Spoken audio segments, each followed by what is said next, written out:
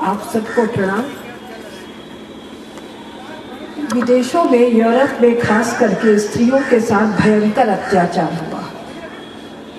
तब ये कल्पना आई कि एक दिन को स्त्रियों के सम्मान के लिए विशेष रूप से आयोजित किया जाए, लेकिन ऐसी कोई स्थिति अपने देश में कभी नहीं थी। फिर भी अगर हम स्त्रियां चाहती हैं कि हमारे घर में, हमारे समाज में, हमारे देश में हमारा सम्मान हो, तो सम्मान कब होगा?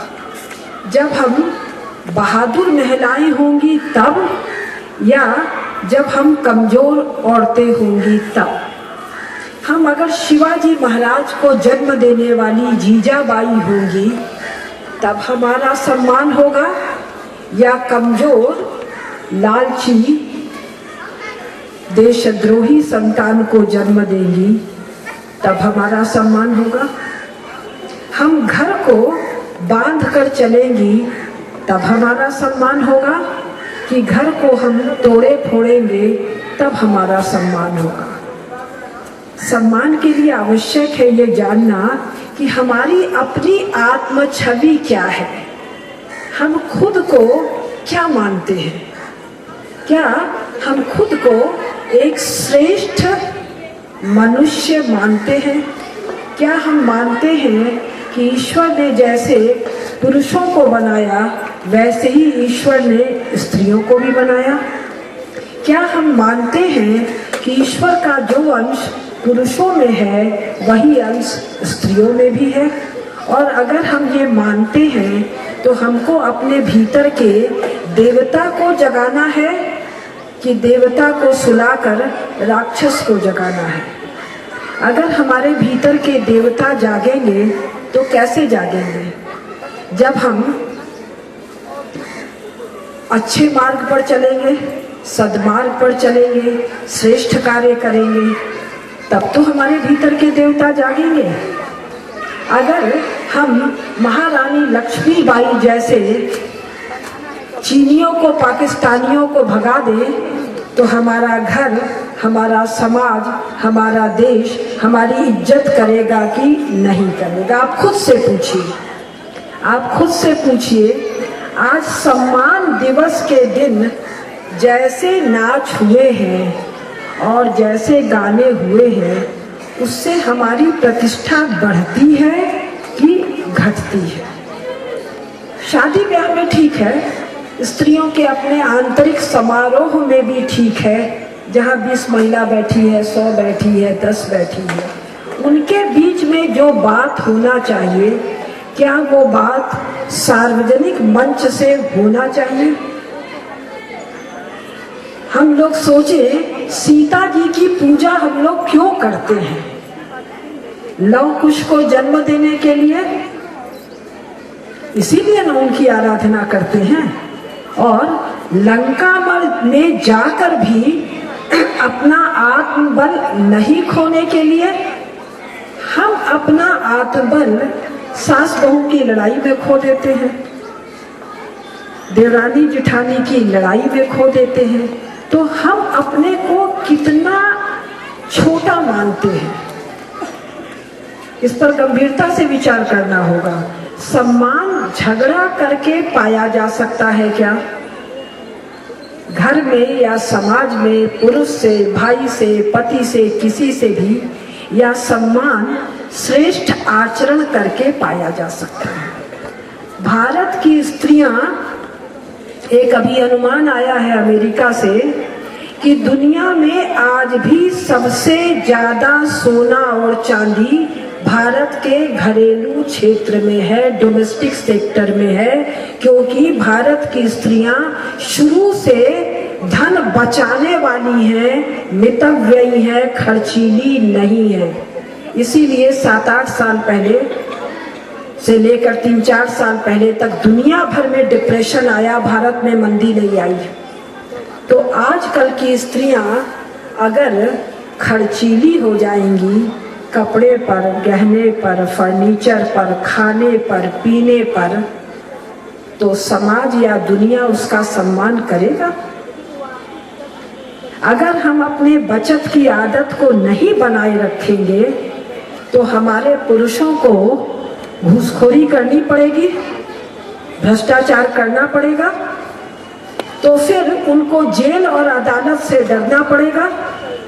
फिर डॉक्टरी खर्चा ज़्यादा होगा कि नहीं होगा? अगर घर की स्त्रियां तय कर लें कि हमारे यहाँ इससे ज़्यादा खर्चा नहीं होगा। मैं 40 साल से बनारस में रह रही हूँ, प्रोफेसर हूँ, बहुत बड़े बड़े पदों पर वस्तुतः हूँ। मेरे घर में सोफा सेट नहीं है, 6 ठो प्लास्टिक की कुर्सी है कुल, डाइनिंग टेबल नहीं है, डबल बेड नहीं है, ड्रेसिंग टेबल नहीं है, और इसी तरह से कांच के बर्तन, डोंगा, ढक्कन कुछ भी नहीं है। फिर भी प्रतिष्ठा कम है या ज़्यादा है? इस बात की प्रतिष्ठा और ज़्यादा है कि इतने बड़े पद पर रहकर भी सादगी से है। किसी के घर में पडरौना में चले जाइए तो घर घर में ये सब सामान होगा, क्या उनकी ऐसी प्रतिष्ठा है? ये खुद से विचार करना है। अगर हम दुर्गा जी की, शंकर भगवान की, हनुमान जी की उपासना करेंगे तो हमें आत्मबल बढ़ेगा कि नहीं बढ़ेगा? अगर आत्मबल बढ़ेगा तो जो दुराचार समाज में चल रहा है इससे हम अपनी रक्षा कर पाएंगे कि नहीं कर पाएंगे? रक्षा करने में भलाई है या हल्केपन से स्वयं को समाज में प्रस्तुत करने में भलाई है? ये विचार का है। केवल कहने से हम भारत की नारी हैं और फूल नहीं चिंगारी हैं, चिंगारी बनके हमको आग लगाना है अपने जीवन में, अपने परिवार के जीवन में, समाज के जीवन में, देश के जीवन में, राष्ट्र जीवन में। कहा जाता है कि औरंगजेब का जब अत्याचार बढ़ा, जीजाबाई शिवाजी महाराज को अकेले लेके पाली पोसी बड़ा की, और एक दिन उन्होंने कहा ये सामने किले में जो झंडा फहरा रहा है मुझे वहाँ भगवा ध्वज चाहिए। ऐसा कहने वाली कितनी माँ है कि अपने बेटे को कहे मुझे मेरा बेटा वीर हमीद चाहिए, मेरा बेटा एपीजे अब्दुल कलाम जैसा वैज्ञानिक चाहिए। ऐसा कहने वाली माएँ अगर नहीं हैं तो समाज आपकी इज्जत क्यों करे? आप कहती हैं कि हम देवी का अंश हैं। अगर आप लक्ष्मी का अंश हैं तो आपका घर संपन्न होना चाहिए, आपका पटीदार, रिश्तेदार, कुटुंब संपन्न होना चाहिए। संपन्न मतलब पेट में अन्न तो हो, वस्त्र तो बटे, आपका मोहल्ला आपके लक्ष्मी रूप को का आशीर्वाद पाए और आपका देश आपके लक्ष्मी रूप का आशीर्वाद पाए। अगर आप ये नहीं करती हैं तो कौन बात की आप लक्ष्मी हैं? अगर आप सरस्वती हैं, उनका अंश आपके भीतर है, तो कोई जरूरी नहीं है कि आप नहीं पढ़ पाई तो केवल आपका बाल बच्चा पढ़े। आपका पड़ोस, आपका रिश्तेदार, आपका कुटुंब। और अगर आप दुर्गा हैं, दुर्गा का अंश है, तो क्या आपने गौरी रूप में स्वयं जन्म लिया है पाप के नाश के लिए? सती जी यज्ञ में जल के मर गई थी ना पिता के यहाँ। उसके बाद देवताओं ने बहुत प्रार्थना की कि राक्षस उत्पात कर रहे हैं, राक्षसों के वध का में उसने ब्रह्मा जी से आशीर्वाद लिया है कि शंकर जी का पुत्र मुझे मारेगा। ये सोच के कि सती तो जल के भस्म हो गई, शंकर जी का बेटा कहाँ आएगा? तब सती ने पुनः हिमालय में गौरी के रूप में जन्म लिया। क्या हमने गौरी के रूप में जन्म लिया है? मैंने लिया है। किस देश से पाप, अन्याय और अज्ञान को मिटाऊंगी। क्या ये संकल्प हम आज नहीं ले सकते हैं? क्या आज हम गौरी के रूप में जन्म नहीं ले सकते हैं? क्या गौरी रूप में जन्म लेकर हम गणेश और स्कंद को गणेश और कार्तिकेय को जन्म नहीं दे सकते हैं। गणेश जी उनके पेट से नहीं जन्मे थे, गौरी के मानस पुत्र हैं। क्या हम अपने मोहल्ले के बच्चों को बैठाकर उनमें वीरता के, सदाचार के संस्कार नहीं जगा सकते हैं? क्या कार्तिकेय को भी गौरी ने अपने पेट से जन्म नहीं दिया था, लेकिन वो देवताओं की सेना के सेनापति होकर राक्षसों का संपूर्ण नाश किए थे। तो क्या हम ऐसे वीर पुत्रों को जन्म नहीं दे सकते हैं? क्या हम एक भामाशाह को जन्म नहीं दे सकते हैं जो बहुत बड़ा वैश्य हो, बहुत बड़ा व्यापारी हो, लेकिन देश पर संकट आए तो सर्वस्व दान भी करे और रणभूमि में युद्ध भी करे? चीन, पाकिस्तान हमको आंख दिखा रहा है। 1939 से 1945 के बीच इस देश से 25 लाख सेना गई थी यूरोप, जर्मनी से लड़ने, फ्रांस और इंग्लैंड को छुड़ाने। आज देश में केवल 13 लाख की सेना है। इस देश में हर घर से एक बेटा सैनिक होता था। आज कितने घर का बेटा सैनिक है?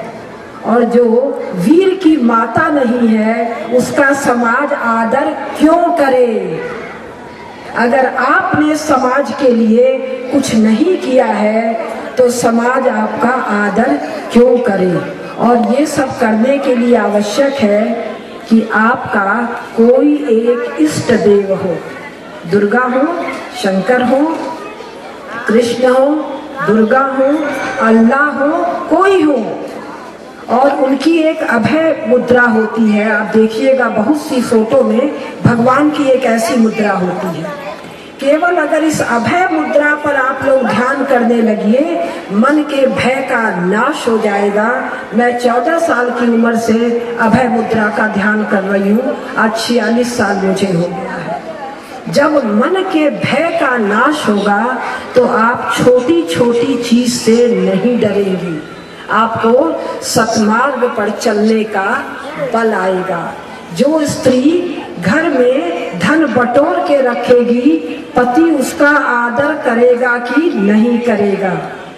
जो स्त्री घर के दुख सुख को अपने कंधे से झेल लेगी, सास ससुर उसका आदर करेगा कि नहीं करेगा?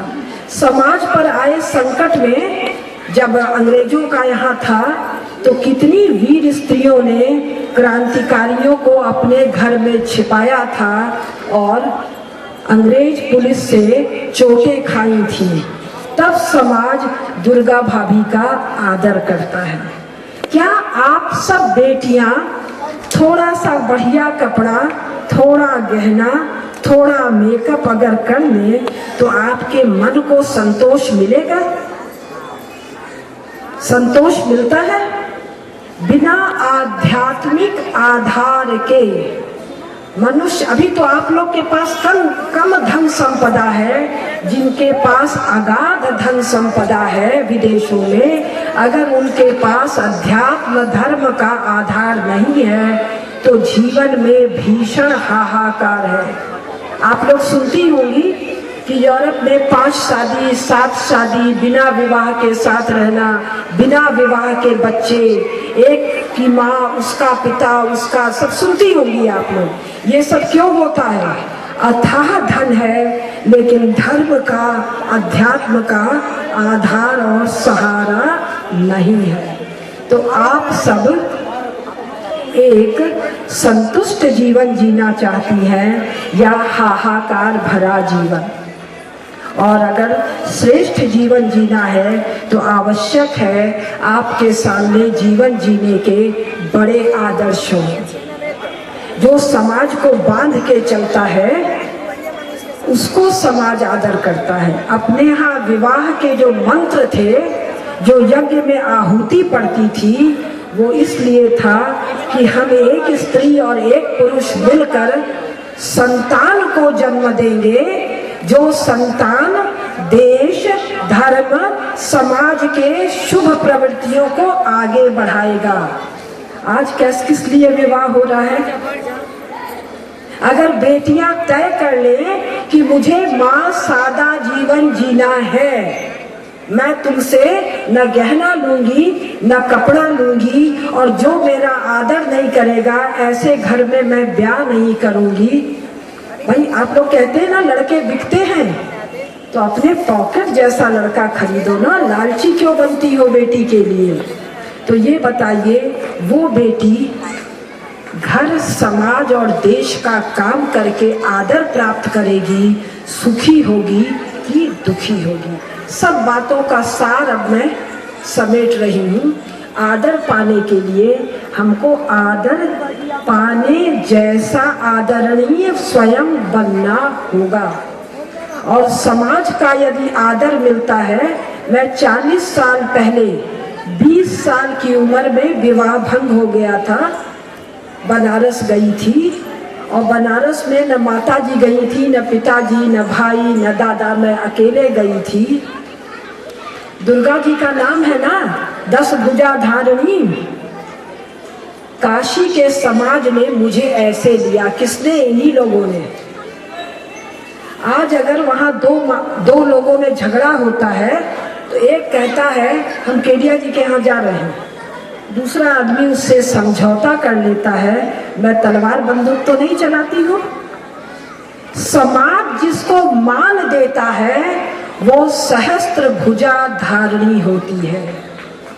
तो हमको सहस्त्र भुजा धारिणी बनना है, समाज का मान लेके, अपने भाइयों का, बेटों का, मित्रों का सम्मान लेकर, या चिंगारी बनकर ससुराल में भाई से झगड़ा करके दहेज निरोधक कानून, घरेलू हिंसा कानून में अपने अगल बगल के पुरुष से झगड़ा करके अदालत जाएंगी, पुलिस जाएंगी, अखबार जाएंगी, या समाज का मान सम्मान लेके सहस्त्र भुजा धारिणी बनेगी। निर्णय आपका है।